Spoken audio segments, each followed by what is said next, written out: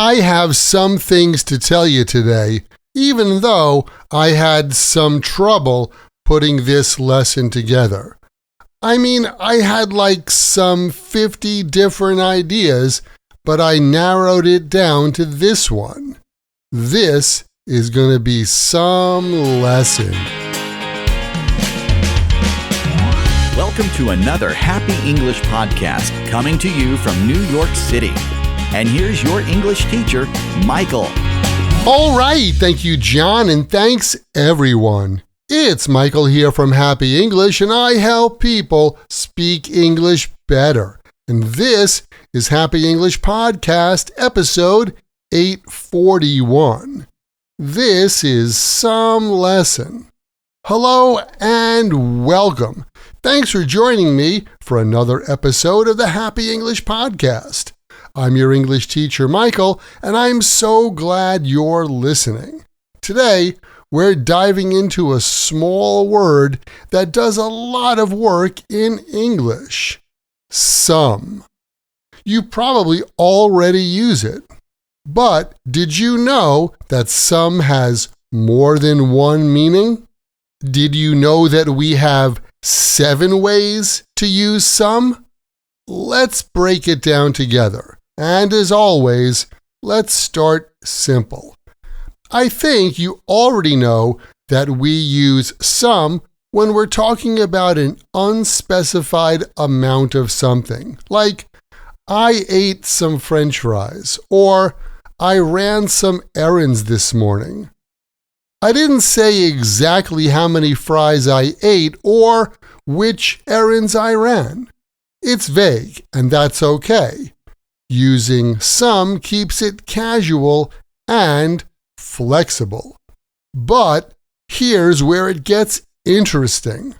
Some can also mean a lot, like a surprisingly large amount of something. For example, I've known my buddy Paul for some years now. In fact, we've known each other since high school. And he sent me some pictures of his house. It looks amazing. He must have spent some money renovating his house. In this context, we use some to mean a large amount of something, and using some this way gives emphasis to that thing. I've known him for some years. This has the nuance that, it's been a while.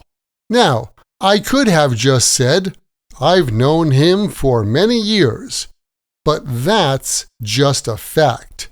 I've known him for some years gives us the nuance that it's been a long time.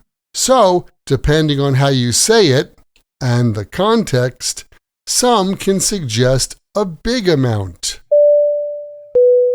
Okay, folks, now fasten your seatbelts because it's gonna get bumpy. That's right, Jenny, because some can also mean the opposite, a small or regular amount, like I had some chips earlier, so I'm not hungry right now.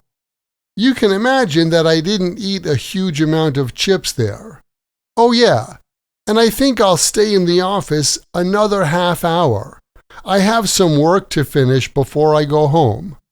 Just another half hour, not a lot of time, so it's just a small amount of work. I often say that context is king, and when it comes to using some, well, context is the king and the queen. That's fun, right? Now, moving ahead, we also use some when we're talking about a person or thing that's unknown. In this case, the word some has nothing to do with quantity at all. Some is just used to talk about the unknown. Like, Jack had some trouble with his car this morning. I don't exactly know or say what the trouble was. All I know is he had some trouble. And speaking of cars, this afternoon, some guy hit my car in the parking lot and then drove off. I have no idea who it was. I just know it happened. Oh yeah, at the meeting yesterday, they had sandwiches for everyone. There was some kind of meat in that sandwich. Not sure what it was. Using some tells us about a mystery.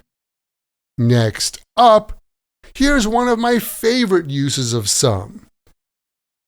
When we say, that was some, and then a noun, we mean it was amazing, impressive, or unforgettable. Like, did you see the Black Sabbath concert this weekend? That was some performance. I watched it at Jack's house, and he cooked us some dinner. It was delicious. He is really some cook. Want to sound like a native speaker? Try using some like this next time you're impressed with something. Oh, and don't forget this common usage. We use some for offers and polite requests, like, would you like some coffee? Or, can I get you some water? Hey, it's going to be a long drive. Let's listen to some music. And finally, and this one's a little more advanced, but we sometimes use some to estimate or guess a number.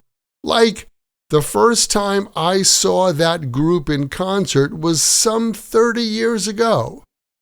Some 30 years ago means about or around 30 years ago. But the nuance of using some is that some 30 years ago was quite a long time ago. Oh yeah, and there were some 200 people at the wedding. Here too, using some gives us the meaning that there were about 200 people, and the nuance that, wow, there were a lot of people at that wedding. Pretty useful, right? So, to sum up, this little word some can mean a vague amount, a large amount, a small amount, something unknown, something awesome, something offered, and even something approximated. That's some word, huh? All right, that's it for today. You're probably thinking, wow, that was some English lesson. Keep in mind, the best way to remember English like this and any other word or phrase in English is to take that word or phrase, write it in a sentence that's true for you or true in your world, and then memorize your sentences. Hey, do you want to get more practice using your English? Then you need to join my Podcast Learners Study Group. There, you can make new friends. Join us for live group lessons every week where we practice these podcast lessons together. Plus, you get access to the PDF transcript and audio download for every Happy English podcast in the past and in the future. And on top of that, each episode has exercises where you can practice this English point with speaking and writing checked by me.